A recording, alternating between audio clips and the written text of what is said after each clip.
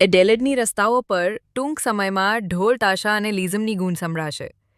United Indians of South Australia દ્વારા આયોજિત પ્રિય ગણેશોત્સવ ઓસ્ટ્રેલિયાનો રાજા આ વર્ષે પોતાના 10મા વર્ષની શરૂઆત કરી રહ્યો છે.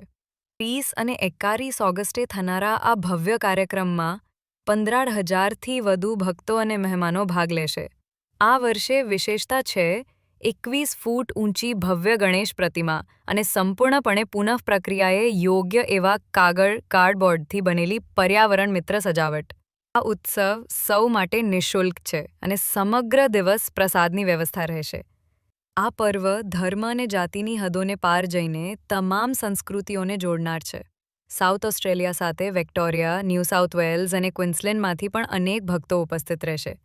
ફેસબુક અને યુટ્યુબ પર આ ઉત્સવનું જીવંત પ્રસારણ થશે અને SBS ઓસ્ટ્રેલિયા આ ખાસ પ્રસંગનું કવરેજ કરશે. 30 અને 31 ઓગસ્ટે એડેલેડ ગૂંજશે પરંપરા, આનંદ અને ગર્વથી. એક અવિસ્મરણીય અનુભવો આપવા માટે ગણપતિ બાપ્પા મોર્યા, મંગલમૂર્તિ મોર્યા.